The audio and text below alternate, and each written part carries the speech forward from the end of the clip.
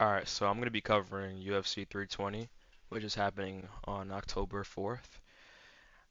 For the first fight, it's Magomedov versus Joe Pyfer. Just getting straight to the point, I picked Joe Pyfer. I've seen fights where like Magomedov gets walked down and eventually gets taken out. For example, like him against Sean Strickland. That might not be good against Pyfer because that's where Pyfer implements his game. Most of Magomedov's success comes from when he's on the ground or bullying someone in the striking because they're either moving back or they're like smaller than him in size. For Pyfer, his game works when he's moving forward and he's throwing wild shots at his opponent.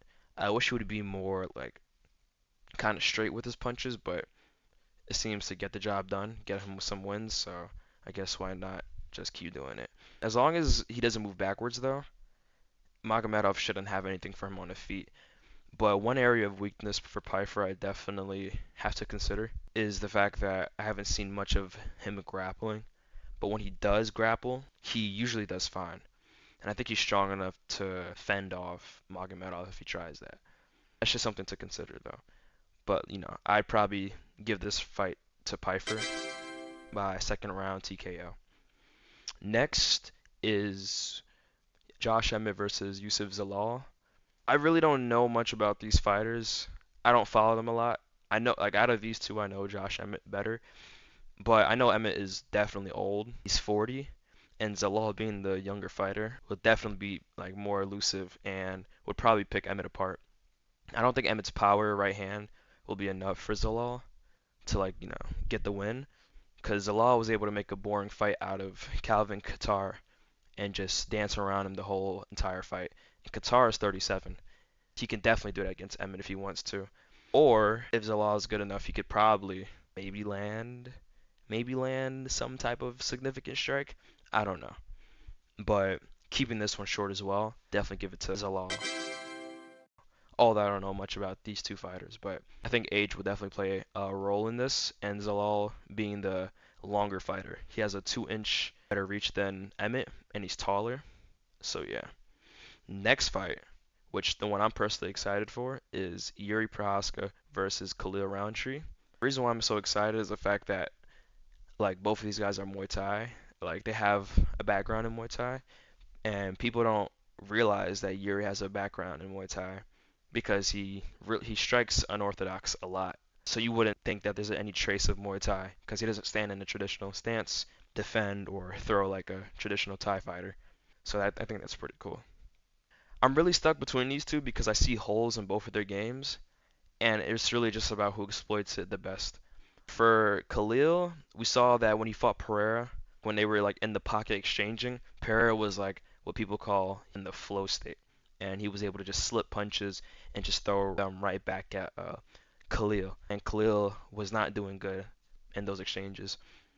For Yuri, also in the Pereira fight, is where Pereira would actually throw leg kicks or calf kicks at Yuri, and Yuri just wouldn't check them, and he would get hurt a lot to the point where he even stumbled over in one instance.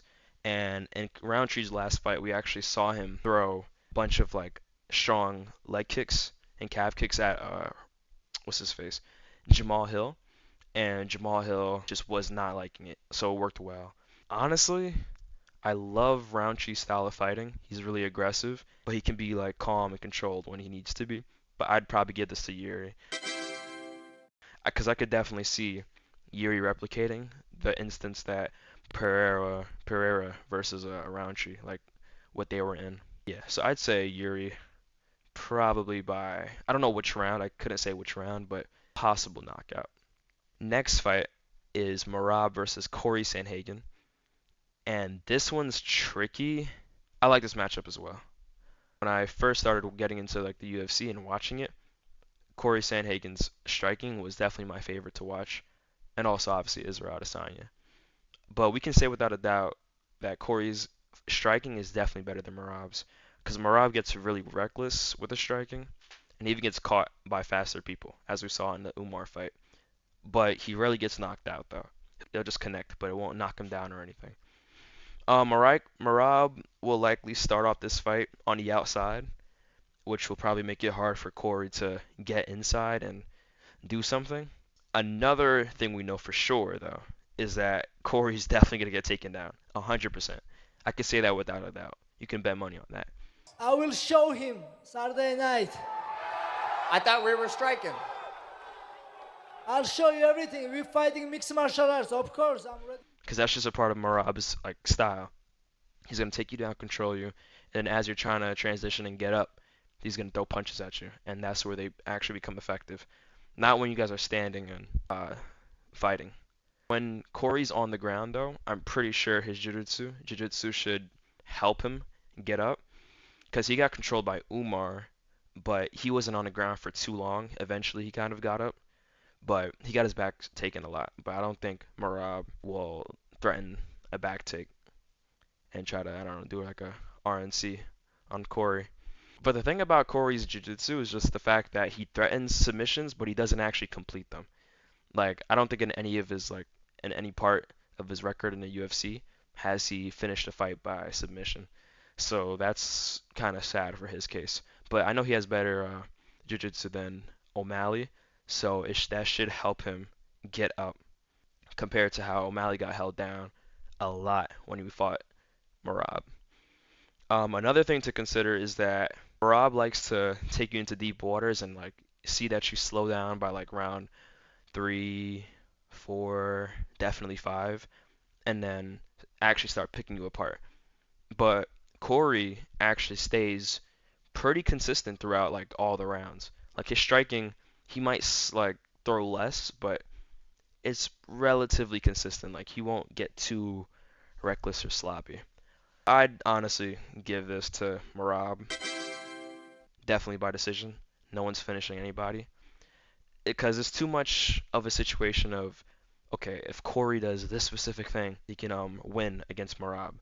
But whenever that statement has to be said, it's likely like a rare chance that that thing is going to happen. Like for example, I thought of how Corey's fight against Song Yudong went. I think that's how you say his name. I feel bad if it's not, but how that fight went and he got cut up a lot and the fight just had to be stopped. If that happens against Merab, then that can definitely get Corey the win, but it's rare. Like I don't imagine Corey will land an elbow on Merab, or like I don't think Merab would let him do that honestly. It's too rare of a chance. So I'd give it to Merab by decision. And lastly, we have Alex Pereira versus Magomedov Ankalaev for their rematch. Uh, I don't think this is really a hard decision for me. Ankalaev did good in their first fight, counterpunching against Pereira. I do feel like if Alex lands flush, it'll definitely daze Ankalaev. I don't think Ankalaev's chin is good enough to just withstand it.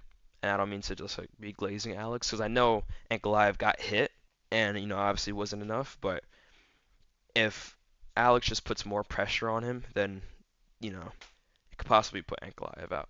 But that's just how I feel, because in the first fight, it wasn't, in my opinion, too competitive. Alex wasn't letting shots go as much as he should have been, and I don't know for sure how the fight would go now, because I don't know how Ankalaev would respond to Alex's power, if he respects it or not. Just to help Alex out, because Ankalaev and Yuri have like a similar build, they're both 6'3", maybe if Alex threw more head kicks and made Ankalaev weary of them, he could possibly find a read or something like that. Like, I don't know. It's really hard for me to say, but because of all this, I can't imagine that this fight goes any differently compared to the first one. So sadly, I'd have to give it to Ankalaev. It's not much of really like a hard thought. So Ankalaev for this fight. But that's about it. That's my prediction for UFC 320, who I think will win, and I can't wait to watch it.